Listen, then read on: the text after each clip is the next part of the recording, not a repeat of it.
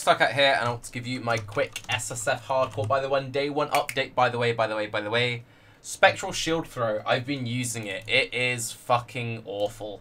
I've managed to farm up a Tabula, and I'm going to show you some gameplay in the background. But I just want to quickly show you like what I've gotten, and then I'll show you background and talk about how I feel about the league, how I feel about Spectral Shield Throw, etc.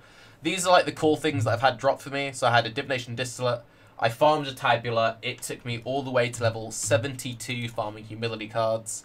Axiom Perpetuum, Clay Shaper, and then I've had 2 5-links, one off the vendor, one dropped. And I got a Call of the Brotherhood drop. Princess and a Belt of the Deceiver. I got both of these from Beast Crafting. And then these gloves are absolutely insane. These dropped, crafted cold res, and just like a GG. This is my helm. Decent, and this is my shield. And also, for anyone struggling with Spectral Shield Throw and wants to know the best way of doing Spectral Shield Throw, Trade League, just try and buy the best armor shield you can. SSF, you need to do what I did. Get Haku level 4. Then once you have your Haku level 4, you can then craft percent armor. Keep your eyes out for good bases. Armor scrap with them, literally just craft a percent armor roll. And that's that. That's literally the best you can do for SSF. And I'll show you some gameplay in the background. I'm exhausted. I've been playing this bullshit skill for 16 hours now. And it really is underwhelming. Everyone I know who's played this skill has found the skill underwhelming as all hell. Everyone who's been streaming it found it bad. Everyone who's been viewing with it has found it pretty meh. The second I ended the stream, I had Gazzy like, hey man, do you have any idea how to make the skill feel not terrible? He's playing this in Trade League with Iwaz Mirage. He's in a 5-link. He went crit route. I went Ellie Overload route. It's one of those skills which fundamentally doesn't seem to have a lot going on from a base level, but at the same time does actually have quite a lot of potential. And I could see the skill maybe being good with a full, like, a fully ascended Deadeye fork chain setup. And on that topic, I just want to say, Deadeye feels amazing. Tailwind feels so smooth, and it leaves these like really cool Naruto gotta go fast lines behind your character. And Deadeye feels so good. Like, Deadeye just feels good. Deadeye, by the way, so slick. It's the only thing which made me like stick on this character for so long. And yeah, this is me when I'm like rooting up. I have got Ellie Overload since. That was like the long, one more travel node, one more point. So I went the whole Skull Grimmage route, and I eventually felt a bit better once I got Ellie Overload. Gazzy went full, let's just get all the damage nodes in Duelist, all the damage nodes in Ranger, all the damage nodes in Shadow, and it still didn't feel that great for him. So yeah, the main issue seems to be they didn't want it to be too broken around endgame shields. So they've balanced it to be like pretty good with like a nice, unique endgame shield like Alano's Remorse or a Magna Eclipse or something like that. But that then makes it very awkward for leveling, and also the itemization of shields themselves is also very bizarre. So because all of your damage comes from like just the armor roll of the shield, and it doesn't get scaled by like increased defense on the tree or anything, and because you have quite limited nodes available to you on the tree, you are incredibly reliant on having good shield. If you don't have a good shield, it just feels terrible, right? And then the way that the shields scale their armor, if I bring it up on the wiki, just so you kind of have a visualization of what I'm talking about, there's just like very odd scaling where it's like, oh, you've reached a plateau of damage, and you physically cannot get past this plateau until you reach like the next set of level. So if we look at the armor shields, and there's more flat armor than there is evasion. If you just look at this size, you go see 9, 46, 54, okay, and then like it suddenly jumps up to 108 when you get to the Cedar. And then it jumps up to 191. Then it jumps up to 287. It's like PogChamp. Then it drops down to 217. Then it drops down to 177. Then it drops down to 265. So it's just like, wait, what? So your best shield from level 30 is also your best shield from level 43, and then you don't get an upgrade till 47. So imagine if you were playing, you know, like Sunder, and your best Sunder weapon was a level 30 base, and every weapon which dropped between level 30 and 47 was worthless, right? It just feels really bizarre. And then you hit the bronze, which is pretty good, at 367. Then it jumps up at 51 to 481. This is what I have, a girded tower shield. And then it goes back down to 338. Then it goes down to 261. And then it, you know, goes down again, 412. And then it doesn't pick back up till 64 when you get to the Ezomite at 522. And then at 67, it shoots up again to 632. And then the level 71 drops down to 467. So you've got this like really weird scaling. So you have a skill which mechanically is a little bit awkward in the way that it works and doesn't have the best base scaling. And you can see that, if anyone who doesn't quite know exactly how the skill works, you throw a shield. If you add GMP to it, it doesn't add like more shields, but when the shield either hits a mob or hits a wall, it splits. And I have quite a lot of projectile speed, so my range is pretty good. And this is running Fork, and I found that Fork was like the best way to do it. So it hits once, then splits into 2 more shields. The single target's pretty meh. And if you position the mob correctly, you can kind of shotgun a little bit, where like you position it in front of a wall. And then what will happen is you have the shield split into 2 more shields. That then hits the wall, it all explodes, and it kind of get like some overlap.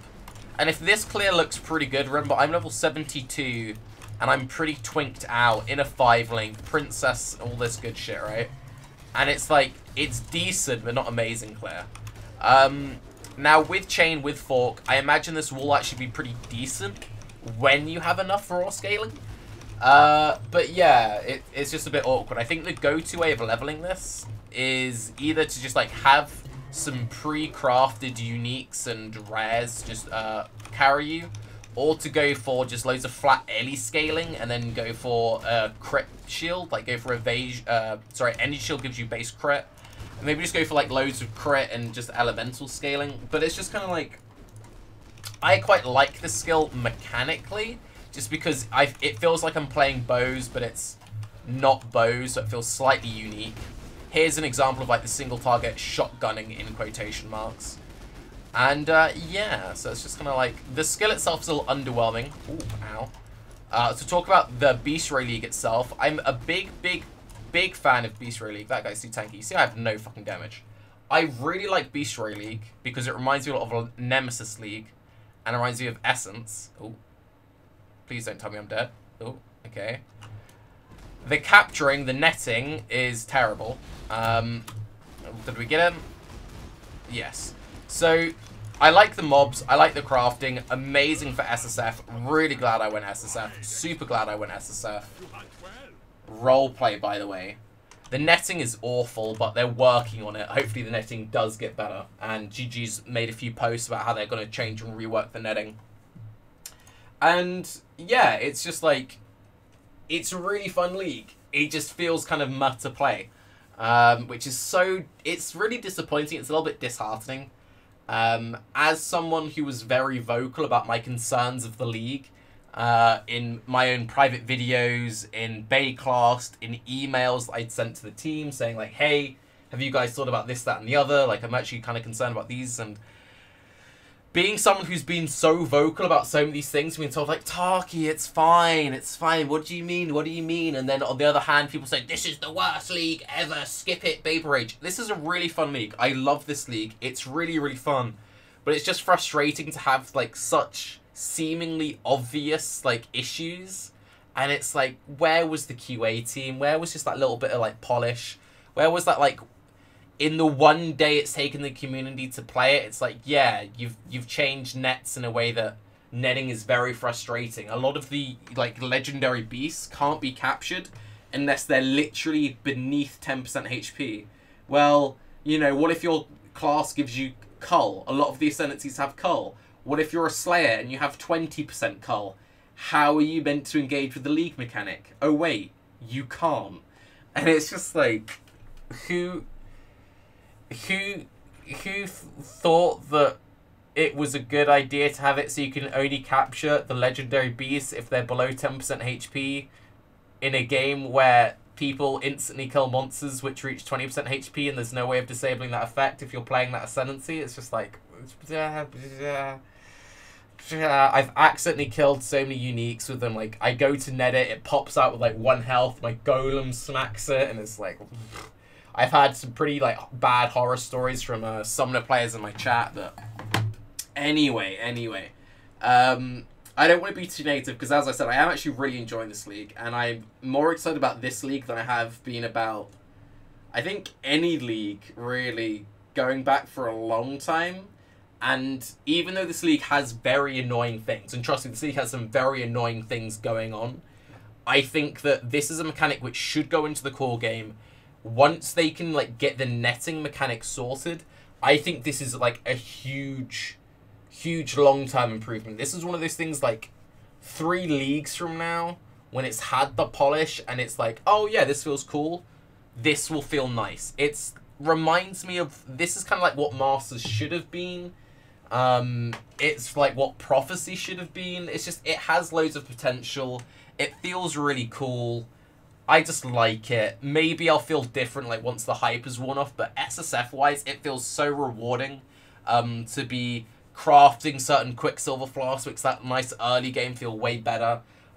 Or maybe if I'm lucky, I'll get a certain sword. Yes, I got a princess, that's really good for my build. Like, it feels so good for that. Maybe Trade League guys, you're feeling completely different about it.